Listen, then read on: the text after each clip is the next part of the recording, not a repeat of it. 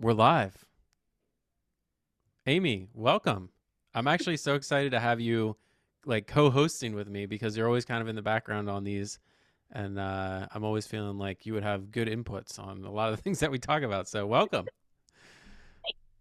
Yeah, it's fun to be here. Yeah, In camera, not just behind it, but yeah, absolutely. We'll give a minute or two for folks to stroll on in virtually to the live show today. We're going to be talking about your delinquency and eviction process. It's a fun topic. So while we let folks corral into through the waiting room and into the show, I want to hear a one sentence summary of your worst move out finding. Like tenant moves out, is evicted or whatever. You show up to the property. Give me one sentence of your horror story worst situation that you found. Because we were just talking about this. I have a very upset owner that I'm dealing with right now. We had tenants move in and then move out 1 year later, and the tenants literally did $20,000 worth of damage to the property. The owner is irate, of course, and wants us to pay for it. And it just reminded me of some of the worst stories and worst situations that we've dealt with as property managers. So hit me with your worst. Give me one sentence or a couple bullet points on what you've discovered upon opening the front door of a vacated property. Um, while we let those fun stories roll in, Aimee, welcome again. Can you just take like 2 minutes and give us a little bit of your background, and for those who may not have seen or heard from you before? Mhm. Sure. Yep. So I'm Amy Berkompas. I am the client solutions architect at Lead Simple. So I've been at Lead Simple for coming up on 6 years now, actually. So yeah, in my time at Lead Simple, I've worked with a lot of our clients, building out processes, helping y'all set up CRM, your sales process, improving that. I've built out a lot of the playbooks that we recommend to our property management clients, based on all of those interactions with you guys. Mm-hmm. And then I've also built out and been involved in a lot of our internal processes too. So processes I enjoy, and I really enjoy just looking at small business problems and figuring out the best solutions as everybody's growing and scaling. Yeah, Aimee has written some of the best, well, most of, but also some of the best help articles across the Lead Simple knowledge space. The help articles and support articles and guidance documents. You've written a lot over the years there and I've really enjoyed reading a lot of that stuff. So excited to have you here today, Aimee. And if you're reading on the chat, seeing some of these horror stories, what we're going to be talking about today is hopefully going to reduce the chances of you having to deal with one of these by making sure that your rent collection and delinquency and eviction process is nice and tight. So this is obviously a core process for property managers is dealing with, hey, what happens when the tenant doesn't pay rent? It's one of the most common questions we get from prospective owners when we get on the phone with them. And this is definitely for me one of the core company processes that it's kind of a like set it and forget it core PM process. And what we'll be talking about for the next hour is how you can get a tight process around this. We're going to be building a process live with a volunteer who's kind of waiting in the wings. And I'm going to talk through and explain my mindset and what I think about what you should include or should consider including in these processes. You know, rent collection, delinquency, eviction, all kind of related. In order to make sure that you're not missing something. I think early days before I knew that our processes were solid, I always had this nightmare that we would somehow like overlook a tenant that fell behind in rent and they would like slip through the system somehow and that they would end up being there for months and months and months and we wouldn't know and the owner wouldn't notice and then all of a sudden we discover just like $10,000 in back rent and we didn't even post a 3 day or something. So we're gonna make sure that doesn't happen. Okay, so I'm trying to think about the way in here. So I want to give my little preamble that I often do at the beginning of these live workshops, which is why, like, sort of why are we doing this? Or what's the situation that's causing a need for a documented process or an automated process? So when I talk to a lot of property managers and ask them about their core processes, a lot of them will say, "Oh, we don't really have a process for that."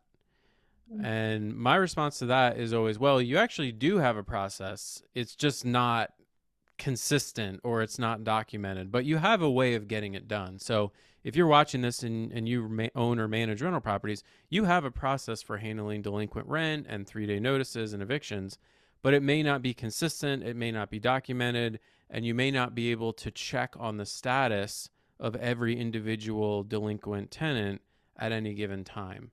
So what I'm hoping today is that we're going to guide you through how you can accomplish that. And where I normally advise folks to start is, if you haven't already, just take some time and document your existing process. So, whoever's doing this work on a monthly basis, sit with them if it's not you yourself and just literally write out. It can be with pen and paper or, Word doc or whatever, and just write out like, okay, the tenant is, it's the first, everyone pays rent. Now it's the second, there's a 3-day grace period, whatever. Whatever the first day is that you're going to take any action, maybe the fourth or the fifth, what's the trigger for those actions and what happens? Maybe it's posting a late fee. Maybe it's a message about, hey, did you know rent's past due? And then what happens? What's the next step in that process? And just kind of write this all out. And that's going to be sort of like your outline for moving that documented process into a piece of software that's going to help you get it done faster, easier, more accurately, less errors, more consistent, and let you look at like a dashboard so you can see the status of everything. Aimee, what do you think? What do you see when you talk to folks about this process?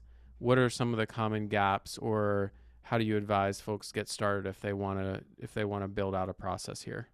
Hmm. Yeah, I mean, there's general philosophy, process philosophy stuff, how to think through your process before diving in. Oftentimes, if you feel unclear about how the process is working, then just asking some clarifying questions and writing them down really, really helps with that. And then you can start building it out or improving it. You don't really know what to improve if you don't know what's happening. Yeah. But then it goes back to questions like, well, what's the original goal of the process, and then how do we want to improve it? How are we measuring it? Yeah, how does it start? How does it end? What else is involved? Is it going to start another process afterwards? How quickly do we want it to be done? A lot of that type of stuff. And then what are the actual steps along the way? And Yeah. then any variables. It's like documents and variables on the side. It's like, here's our most common, 50% of the time it does this. And then over here, we have these other things that are happening. So for delinquencies, do we have leases that maybe we inherited that have a different Mm-hmm. rent date? It's 80% of the time that's due on the first. And then we have these 5 properties over here that we haven't been able to transfer over yet that are due on the 5th. What do we do with them? Yeah. Kind of like, what is the context? What is it that people are having to keep in their heads to remember the nuances of the process? Get that down on paper before Yep. you start automating any of it. That's a great point. The issue of like inheriting a lease, you take over an occupied property and they have a lease with different settings, like different late fees, different notice, that is challenging. And I think that's an easy thing to overlook. So I'm glad that you mentioned that. I want to put this process in context. This is one of my favorite graphics to share. It happens to be a lead simple document, but I think it's generally applicable for anyone who's in property management. These are what I think of as the core property management processes. So what we're going to be dealing with is over here. So after the make ready and the marketing and the applications, then you have move in, and this little branch here is delinquencies and evictions, and that's what we're going to be focusing on. This is like the third or fourth of these live process building webinars that I've done. And we've covered some of the other processes in those. You can go back on my YouTube channel if you want to watch the replays. But this is, if you haven't seen this graphic before, it's a really great way to think about where is the break point between processes? In other words, I see a lot of people for whom make ready marketing and applications is all kind of like one long process for them. It's like all together. And I won't sort of get into the details of why, but I don't think that's a best practice. I think the way it's shown here, the sort of the dividing lines between these colored boxes, is the best way to think about individual processes and where one process should stop and another one should start. I mean, in theory, you could have this whole thing be one big long process, right? Like you can imagine like a tenant moves in and then they're in a lead simple process for the next 3 years until they move out. That probably wouldn't be ideal. And so there's usually some kind of natural breaks between functions where you separate out processes. Yep. And it's often where it's being passed off to another team, or you want Yep. to be able to come back and track, all right, let's look at all the times we did a make ready for this property. Um, Yep. All right. Let's see here. So once you have sort of captured your process, you have it written out, you've captured some of the nuance, you've went and talked to the folks who are actually doing the work, what's going to be your next step? And that's sort of where we're going to pick up with our volunteer, who I'm going to introduce in a moment. You got a few options here. I think what a lot of people do is they have, spreadsheets, right? Google Sheets, Excel, whatever the case may be. And we operated that way for many years. And that is a great step. Like if you have nothing documented and you have no way to track your processes and what's going on with your management company, I love using spreadsheets. There's nothing wrong with that, especially when you're kind of subscale. As you grow and as you add team members and as you add doors, you're going to get to the point where that feels like a messy problem. And you're going to think to yourself, man, wouldn't it be cool if like this could automatically happen? Or wouldn't it be neat if like this was connected to our property management software so it could know which tenants to email when they were late with their rent? And that's usually the point at which folks start looking for a bigger solution in the form of workflow or process software. And there's a bunch of options out there. We're going to be using Lead Simple to demo this today just because it's what I'm familiar with, and it has an integration with Buildium, which is a software that I happen to use and our volunteer does as well. But there you can. I before Lead Simple, we were on a software called Process Street that worked awesome for us for many years. So I'm not necessarily preaching that you need to use Lead Simple for all these things. I think it's a great solution, but I'm going to keep this. I'm hoping to keep my advice and insights generic enough that you'll be able to take what you hear today and learn today and apply it to any different type of workflow or process software. So I'm going to try and talk through my mindset as we build out this process. So with that, let me go ahead and bring up our volunteer. So Clint, why don't you go ahead and come on video? Clint was gracious enough to submit a form prior to the show today, and he was the lucky winner of getting to come up and let me build out his rent collection delinquency process. Clint, welcome to the workshop today. Thanks for coming. Having me. So, Clint, if you wouldn't mind, just take like 1 or 2 minutes, excuse me, and introduce yourself. Let us know where you're from, what management company you work for, about how many doors, and sort of what you guys do. And then I'll kind of ask you some more questions about your current process here before we start building.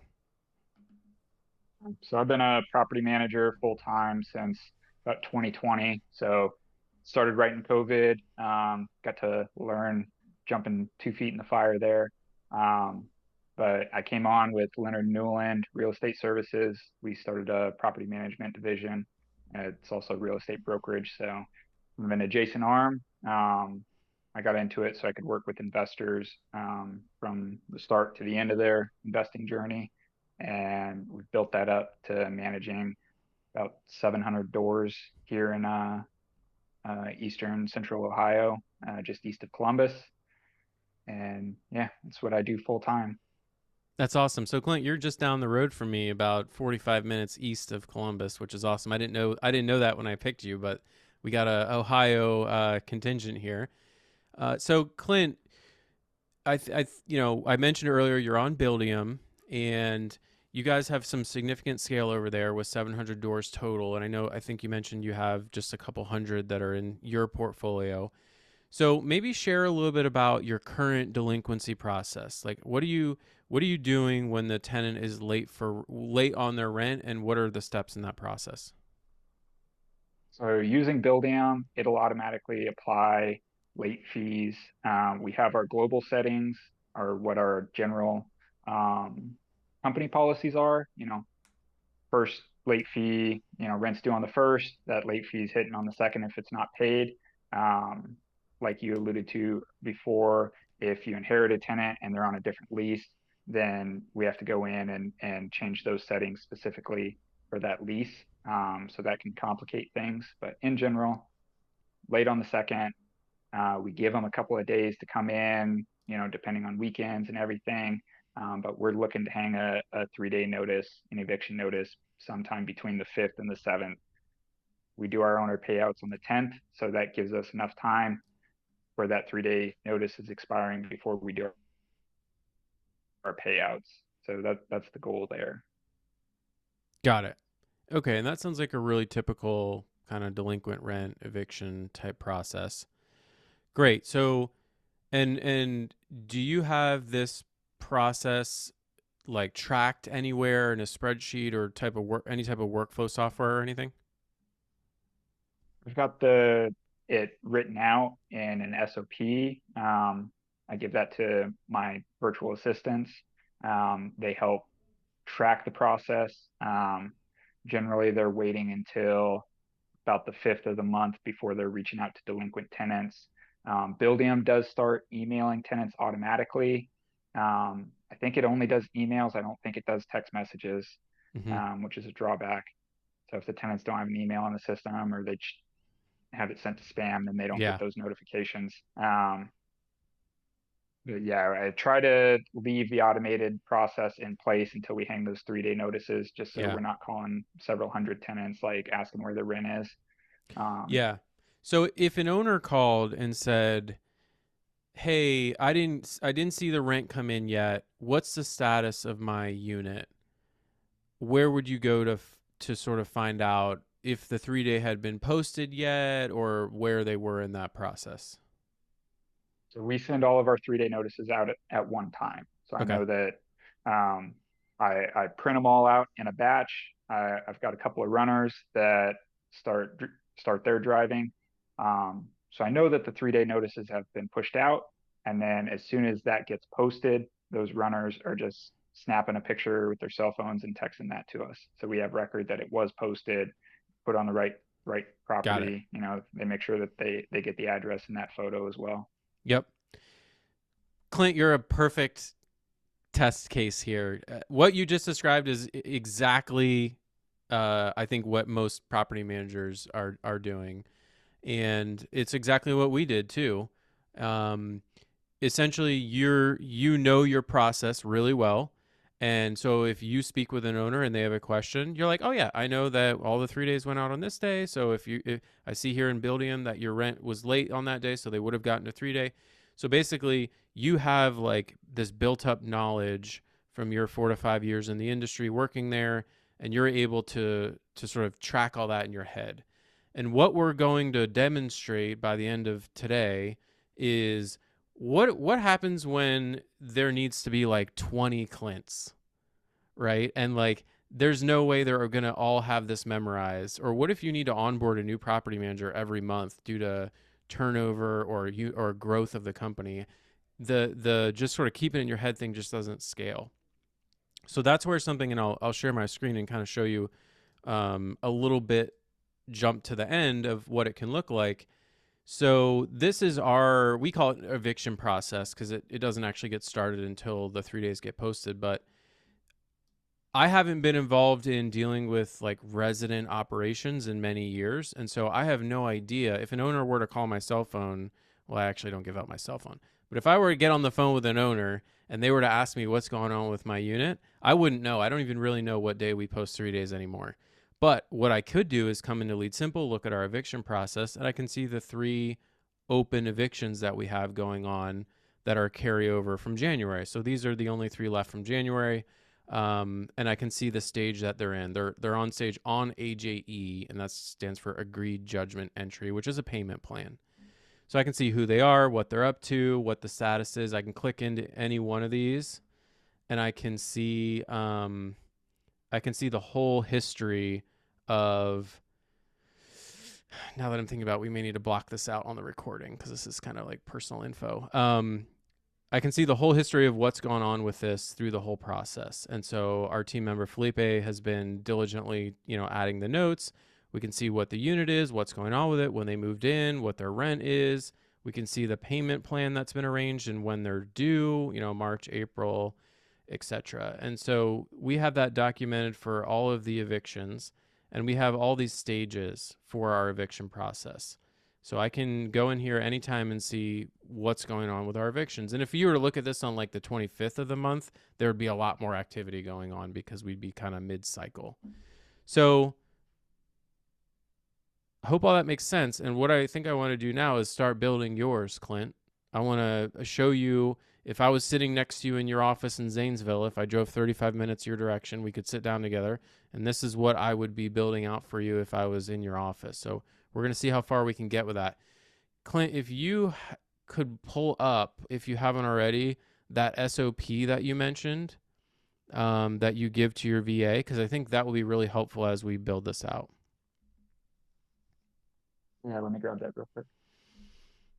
All right, Aimee, I'm going to start building, and you tell me what I'm messing up, because I always forget like where to go for certain settings and stuff like that. All right. So we're going to go down here to, by the way, does anyone have any questions? Chat's been really quiet, but this is a pretty casual, I'm not pitching anything here. I'm not selling anything. This is just like me sharing how I do things. So please feel free to jump in with questions or, I guess if you have any questions, and we'll try and address those. So I'm going to click add a process. I'm going to click new custom process. I'm going to call this. I'm going to stop sharing your screen, Peter. Oh, I stopped sharing my screen. Yeah, see? That's why we have you here, Aimee, because... I'll just be your backseat driver. Yeah. It helps if I share my screen. Okay. I'm going to move this over kind of right in front of me so I'm not looking off to the side for the whole show. We'll close out some of these tabs so I don't get distracted. All right. Delinquency for Clint. All right. So it's already selected. That's kind of a was that like an auto selection based on the words up here, Aimee? Yep. Okay, that's cool. Is that like a new thing here? It's like an AI reading of what I wrote. Pretty close. So anyway, you can select a category here, and we'll just go ahead with that. And it's automatically going to assign a bunch of users. I'm actually going to remove almost all the users here, just so if we do any test processes, we don't start accidentally assigning people. We have a bunch of team members in Lead Simple all the time, so there's a lot of users to remove here. I'll just leave myself in here. Okay. So I don't think there's anything else we really need to set up to start. We'll just jump right to the stages and workflows portion of the process. And what the way to think, so every software that you use for process is going to have its own little nuances and vocabulary of, I usually describe it as like the way it thinks about process. And so the way Lead Simple thinks about process is they have these things called stages, and there's 4 categories of stages. And a stage is a major milestone in the completion of a process. And so what we're going to end up with is a few stages for this rent collection and delinquency. And I'll just go ahead and start creating, I'll just kind of start making these up. So we'll create one and just say like start late rent process or something. Oh, let's go back. Working delinquent rent. And then maybe we want to have a stage called something like eviction started, or like in eviction. And then we'll probably have like, we'll rename this completed stage, and we'll say like completed, evicted, and then we'll have we'll these completed stages here, the major categories of outcomes that you can have with the process, you generally want to have one for each of these. So we can have one called like pay and stay, which is like where they pay off the balance and they end up staying in the property. Canceled stages, and we can leave that off for now. I'm going to go ahead and delete this backlog stage because I don't think we need to worry about that. What Yeah, do you? with the completed stages there, you could move the completed evicted stage actually to the canceled section there, because it's more of a like negative outcome as opposed to the outcome Mm-hmm. we're trying to achieve here. We've canceled their residency basically. Yeah. Okay, I'm good with that. Um, and Clint, like this is gonna be for you. So as you think about like the major milestones as someone moves through the process of being late and then a 3 day and then eventually eviction, what would you call these? Because this is gonna be for you. Or do you like these names, or what would you do here? Yeah, that sounds pretty standard. Yeah, that would work for me. Okay. So let's go into the start late rent process. And I kind of want to pause here because this particular process is interesting. There's a few different philosophies on how to deal with someone who's late with rent and when to actually kick off a process. So you and I are both on Buildium, Clint, and you and I both uh, have we take advantage of Buildium's built-in handling of delinquencies, and Buildium has a great uh, email setting that you can turn on. So if someone's late with the rent, you can send them a late rent email. And I know that you and I both have that turned on. So you and I wouldn't really want to kick off a process the first day someone is late with rent, because Buildium's going to send them the late rent reminder notification. Buildium's automatically going to post a late fee. So there's really no action required by my staff or your staff, it sounds like, during those first few days of a tenant being late. Would you agree with that? Yeah, that's accurate. Okay.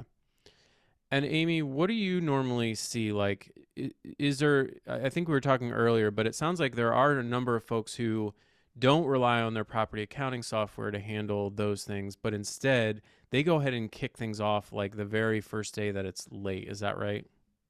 Mm-hmm.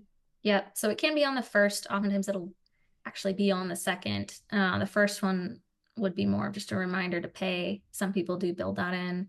Um, what I've seen is, yes, if you want to be able to customize the message that goes out a bit more, you can do that by having it go out from Lead Simple. And then you can also have text messages go out from Lead Simple as well. So you can have a combination of both, or just text messages. Because I know, Clint, you mentioned Buildium doesn't send text messages. So you could have those be built out in here and leave the emails to be going out from Buildium, or have them both in Lead Simple. Yep. We had a couple Q&A come in that I just want to take a second to address. So Olivia Mitchell asks, would you recommend Lead Simple or process software for property management companies of all sizes? Essentially, yes. I would say if you're under 50 or maybe up to like 100 doors, you may not feel the pain enough just yet. And depending on how sort of technically oriented you are, you may be just happy with the way you're currently doing it. But I would say once you reach that 50 to 100 door mark is when you definitely want to start looking at one of these process solutions. And then we have another question here about the delinquency process from Luis Calderon. I hope I pronounced that right. Hey team, I work for RPM Metro Detroit. Our delinquency process started on the 2nd of the month for any unpaid balance. The issue we have is when the tenants pay in advance in AppFolio, it shows a negative balance, but Lead Simple keeps creating a delinquency process for those properties. One of the possible solutions I got when I approached support about this was adding a condition that delinquent rent is greater than $400, but it still doesn't work. So that sounds like more of a technical thing, and maybe we can look at that when we set up the automation in autopilot in a little while. So let me pause on that, Luis, and I will see if there's a way to fix that once we get to that point. Okay.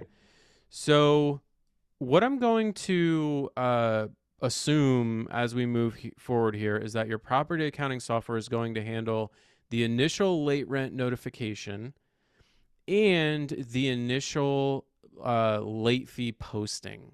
I think that most property accounting softwares are sophisticated enough that you can set it up so that the late fee posts and they get an email or some kind of a notification that they're late with the rent. Where we're going to pick up here is when it's time to actually take the next step. And what's the next step for you, Clint, after they've gotten the late fee, they've gotten the late rent warning email? What's the next thing that happens, and what day is it in the process? That would be around the 5th of the month. We're going to look at our outstanding balances and pull all of those from our management software. And we use that to create our 3-day notices to be posted. Okay, great. I'm just putting this here as a task. We may not leave it here exactly like this, but I just wanted to write that out. So basically, this is like the trigger that's going to kick this process off. We want a process to start in Lead Simple or whatever your workflow software is for every single lease on the 5th that still has a balance due. And if you think about it, there's a couple other caveats there, right? And you and I talked about one of them, Clint, which is like, we don't really want to start this process if there's like a $5 balance. And we definitely don't want to start it if there's a negative balance, as Luis mentioned.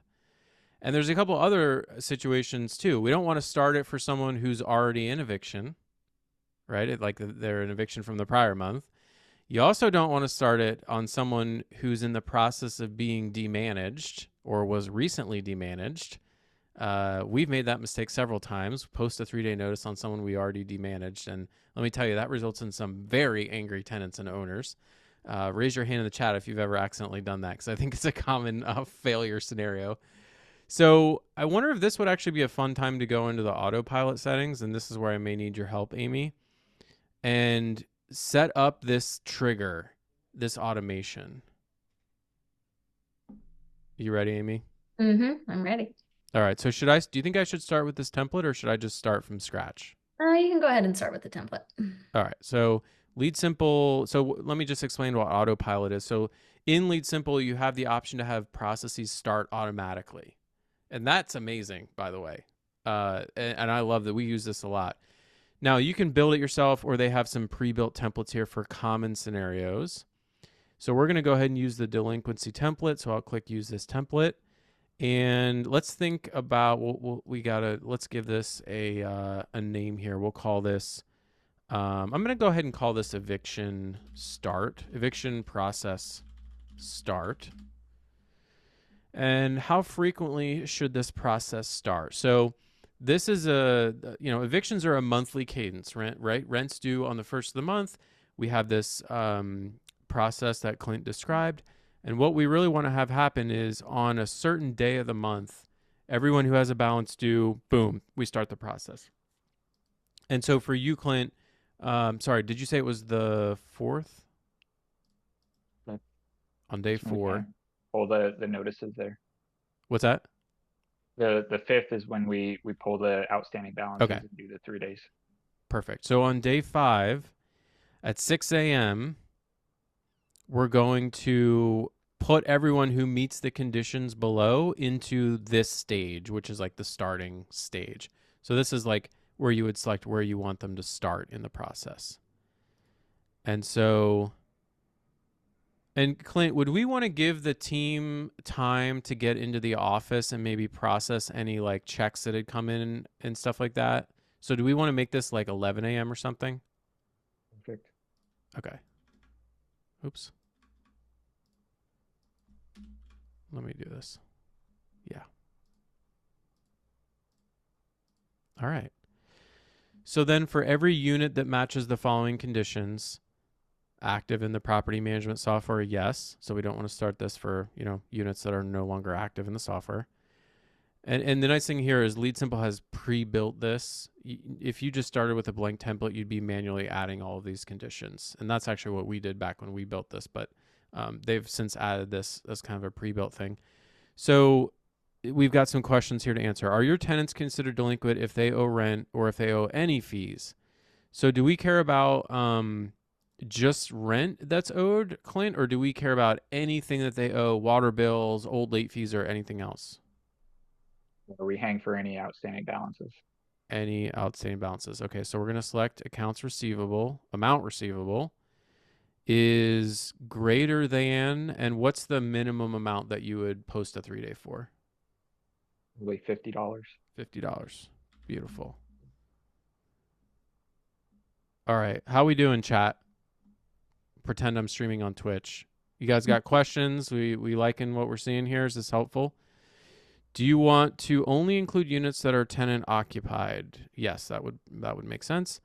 Are there any tenants you want to exclude from starting a delinquency process? So this is where we need to look at other processes. So like if they're in the middle of let's see, property demanagement, that's going to be a good one to add here. I'm going to add our eviction process because that's actually our process for eviction, so we don't want to include that. Kind of double count. I think that's probably it. Mm-hmm. Yeah, you could potentially add move out, but otherwise it would be those two. And I'm assuming it's going to automatically exclude anyone who's already in the process. Yeah. Okay. So I think I'm good with that. I think I'm going to hit save. I'm going to hit save without turning on because I don't actually want to turn this on because I don't want to like start an eviction process for people. But all we needed to do to turn this on would be to hit this little switch here. And then the system is automatically going to create a process for everyone who meets those conditions on the 5th of the month at 11 a.m. Do you think that's cool, Clint? It's great. All right. So now let's go into the process itself. So this is where the SOP that you have will be helpful. So what's the first thing that needs to happen? It sounds like based on what you told me, we need to add to the 3-day list, right? So pretend that your team's running one of these for each person who's delinquent. So they each need to be added to the 3-day list. And then what else needs to happen? Do we have to add any charges to the ledger? Do we need to email the owner? Do we need to notify a supervisor? What else needs to happen during this time? Well, we would not add any charges just personally within our company. We don't have that additional fee. They've already got the late fees added. So this would just be pulling tenant's name, address, and the amount owed, and then filling out the 3-day notice to be printed off. Got it. Now, one thing you could do, and I'm not going to do it today, is you could set it up so that when your team checks off this task, we could set up a zap that would add the details of that tenant and the amount owed and their address to like a Google Sheet. Mm-hmm. And so it would basically build it for you as you check those off. What do you think about that idea, Aimee? Mm-hmm. Yeah, I really like that because you mentioned earlier, Clint, that you did a mail merge to make your 3-day notices as well, and that could be automated in here as well.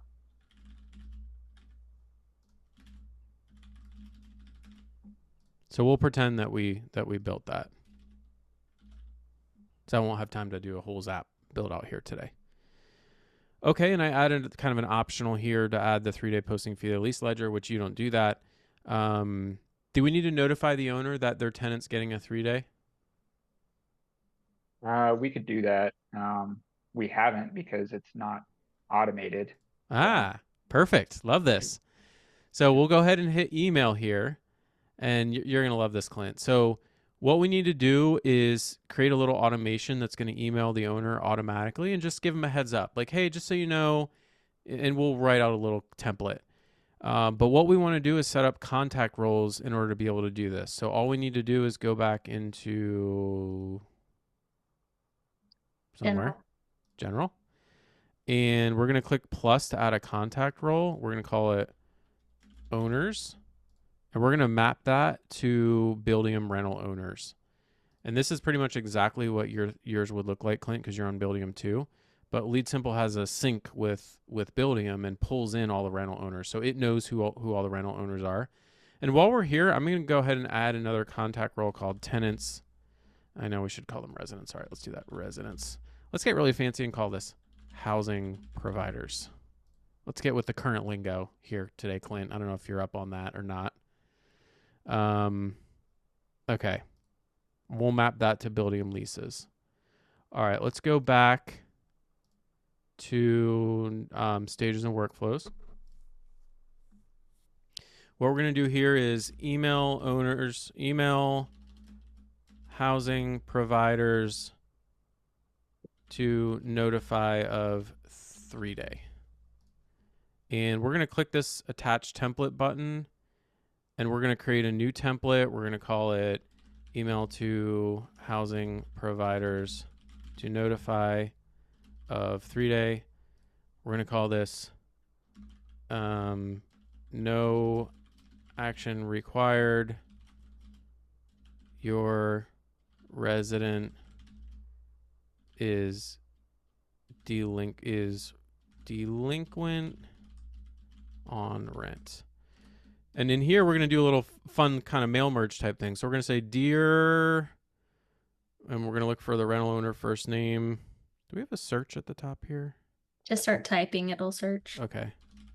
But it's also going to be housing provider because you changed it to that. Housing provider first name. Just a heads up that your resident, that your property, and we'll do a little property.name, unit, and we'll do a little unit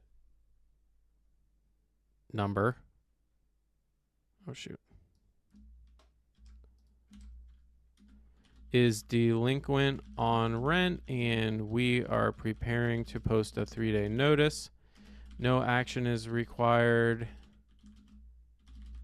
by you at this time. We are just so amazing at keeping our clients up to date that we thought you would like to know. We got this. Clint. All right. So we'll save that. Question on that. It's fine if an owner has one property. If they own an apartment complex, are they going to get 30 emails if they have multiple tenants delinquent? Yes. Or will it? Okay.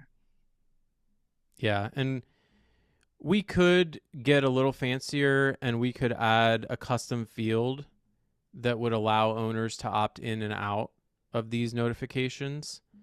And that way you could go in and, like, if you have big investor owners with lots of units and you know they don't care about this level of detail, you'd be able to just turn it off just for that owner. Okay, so now we're going to go to, we're going to select housing providers, and we're going to select this template that we just made. So now, as soon as, what's that, Aimee? Sorry, Kyle in the chat just highlighted something else you could do, touching on Clint's question around. Yes. Kyle had a good suggestion. You could simply make that email conditional to be excluded based on property type. So basically, Clint, I won't get into all the technical details, but basically the answer to your question is yes, we could sort that out for you. So now what's going to happen, so just to refresh, on the 5th at 11 a.m., everyone who has a delinquent balance over $50 is a process. This process is going to start. It's going to have your team check this task, and then, you would delete this task because this isn't applicable to you. And then instantly, this email would go out to all of your owners. And if you click this lightning bolt, that would be happening automatically, or you can have your team go through and just click. They'll see the preview of the email and they can click send. Anything else that needs to happen here? Basically we need to we need to post the 3-day. Or like, basically confirm 3-day was posted. Where does the picture get saved to? My cell phone. Okay. And save in Clint's, iPhone folder or wherever, whatever makes sense there. And then it's just kind of like nothing really happens until the 3 days is up, pretty much. Yeah, that's the tenant's grace period to come in and get current, Yep. or to work out a payment plan with us. Okay. And so what would happen there is, if as tenants paid off, which I know from experience that around half of them or whatever will actually pay off that balance during those 3 days, you would just go in and you would update the stage for those tenants to be completed, pay and stay, and then no other actions would happen. You could actually automate that step, Peter, if Ooh, you we go can back automate into that. that stage. It'll involve a little bit of conditional logic. You would make every step here conditional on the amount receivable field being above $50. So those steps will only show up if that condition is true. Once it's no longer true, then Look at it that. can Look at that proceed. is not right there, Aimee. Oh, that's pretty cool. Yeah, if anybody That's hasn't seen that yet, a they're already a lead simple little bit of user inside watching. baseball. Okay. That's live. So yeah, I would do is between 250 at min and some big high number for, yeah. Just like that. Perfect. So you could make, yeah. So and then basically it would move to pay and stay automatically. Yep. Okay. So what Amy's saying is we can make all of these conditional on there still being a balance. And then as soon as there was no longer a balance, all of these tasks would disappear from your team's to-do list. And this process would automatically move to the completed stage. Yep, exactly. That's pretty cool. I don't know if I would have thought of that, so I'm glad you're hearing me. I don't think we have that like set up in our system actually. Really? Yeah. That's really cool. Okay. Go in there and do that after the webinar. Yep, I'm getting value out of this too. Okay, so let's go to the working. Okay, and actually let's add. How do we want to get to the next stage, Aimee? So yeah, you can go ahead and add a stage change task, Okay. and then make that also be, you want it to be the same conditions as the rest of the steps. So as long as we have a balance above 50, it keeps moving forward. But then if it ever dips below that, it'll move straight to either, because in this stage, it'll go to pay and stay, but you can have a couple of different completed stages in there, and have it be paid during grace period, kind of when they actually paid. You want. Okay. Lead simple's not happy with me. Let me reload that. Okay. Processes. Delinquency for Clint. Settings. Stages and workflows. Okay. Okay, so I don't want to spend too long on this, but we have a stage change option here where we can move it to the next stage, which would be working delinquent rent. And we can set up some fancy automations so that that doesn't happen when it's not supposed to, and it does happen automatically when it is supposed to. And let me kind of pause. Man, this hour's coming up quick, but I want to highlight that there's all kinds of fun stuff we can do with automations and conditional logic. I really, really encourage people to just get started with the simplest possible process. And we've talked about some fun stuff that you can do, but I don't want that to be an impediment from launching a process, whether that's the delinquency or eviction process, or whether that's a move-in or a move-out process. Don't feel like you need to get all of the details sorted out and all of the conditional logic and all of the autopilot stuff. Just launch with the bare bones, basic, whatever you wrote down when you documented your process. Just launch with that and just go back and add the stuff. Because what you really want to have happen is you want your team to get comfortable with this and start using it. You don't want them to be intimidated by it or feel like something's going to happen automatically that they don't understand. And so I really want to highlight, whether you're working with Lead Simple or any other software, start simple, like dead simple. And then you can add complexity later. Yeah. I mean, the efficiency gains that you gain from covering the most common use is really, really valuable. So waiting too long, I like to highlight the 20 80 20 rule. Like get it 80% of the way there and don't try to cover the extra 20% of all the variables that happen once every Yeah. blue moon. Aimee, why don't you go ahead and take, we've got some really good questions that came in. Yeah. Yeah, so let's cover a couple of these. The first one is the system smart enough to exclude weekends from those 5 days grace period? So I think this was asked during the time we were looking at autopilot.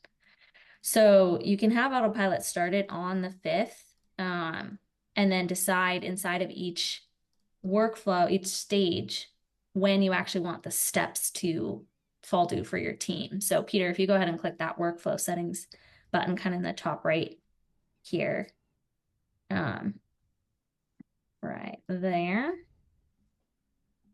then you can see what days and times that you actually want the steps to fall due. And then if they are falling due on the weekend, it'll push them to Monday. Mm-hmm. We got some more questions from Merle. What if we're divided by pods? Is there a condition for property groups so it can be automatically divided? So yes, you can have your autopilot start by looking at different groups.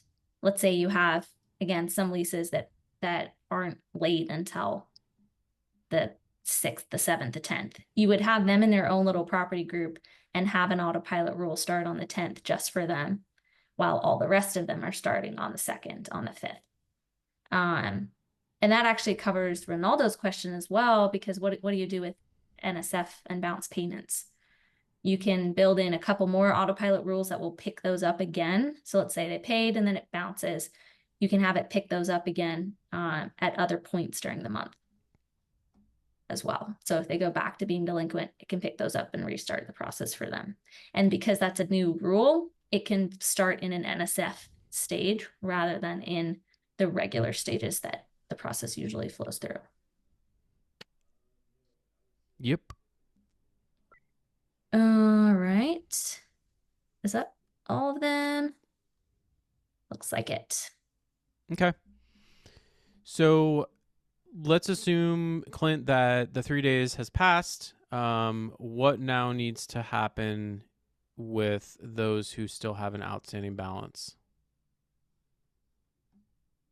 So at that point, we would have conversations with owners on if we need to start the eviction process for these tenants, especially if they haven't reached out to us to work out a payment plan. Mm-hmm. And then as far as the eviction process in Ohio goes, it's fairly straightforward. You just send copies of the lease and 3-day notice to the attorneys and start it there. Okay. And is that something you can email over? Yes. Yeah. So I won't go through it again, but you could create another email template here, to help streamline this process. You can also have a call step.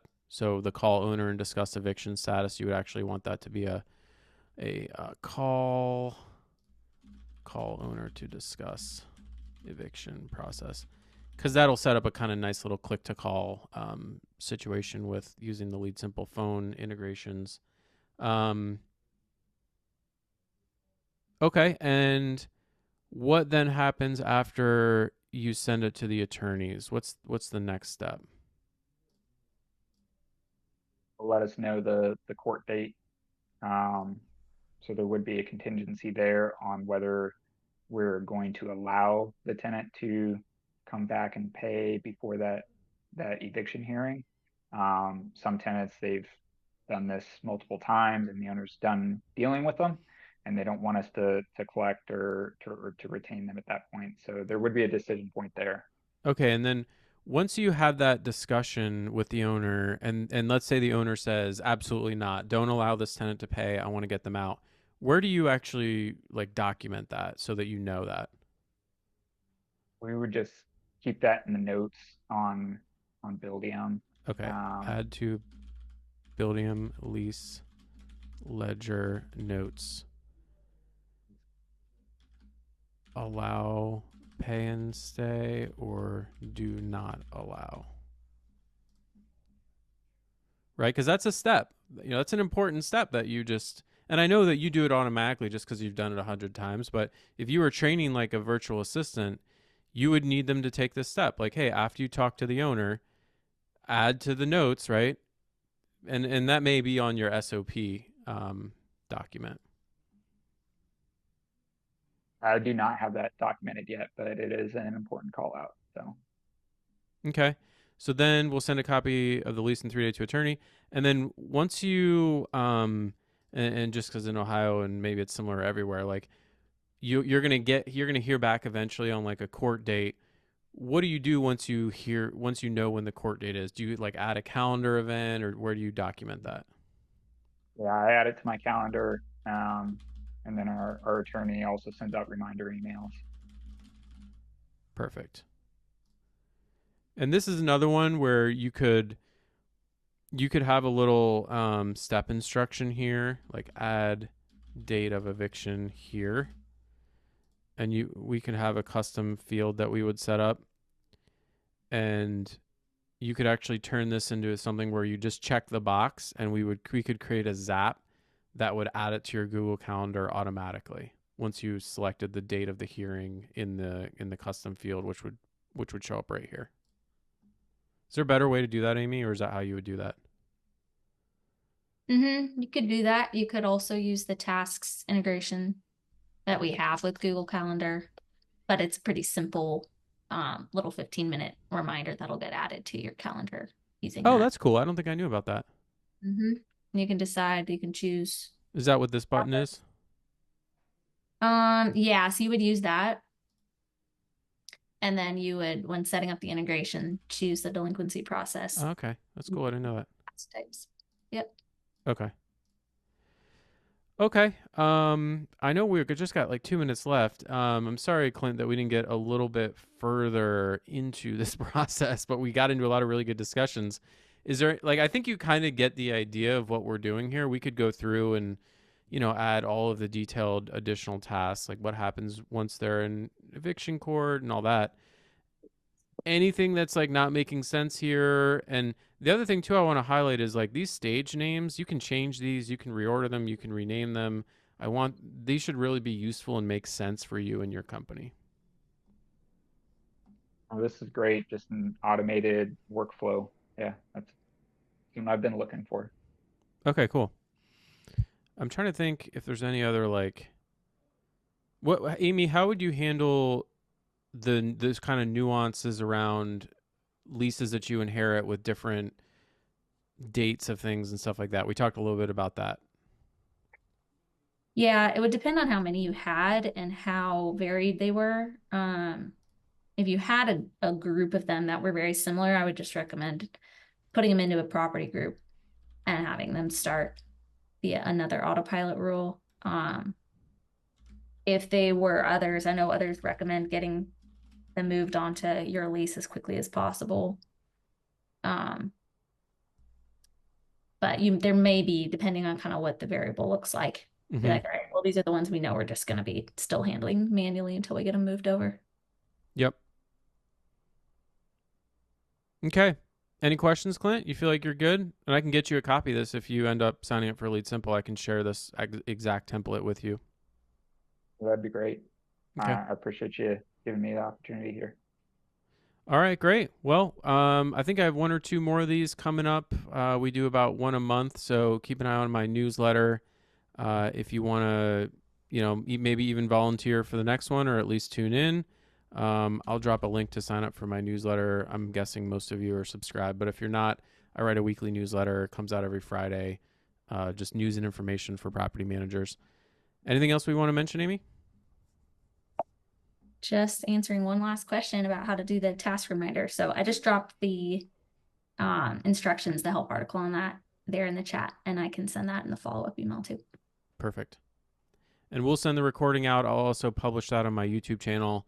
If you just Google my name YouTube, you can see I've got a bunch of property management related stuff, including previous recordings of these of different processes. So thanks everybody for coming out for the live workshop today. And thank you, Clint, for being our volunteer. Really appreciate it. Yeah. Thank you. All right. Bye, everybody. Hey, everyone.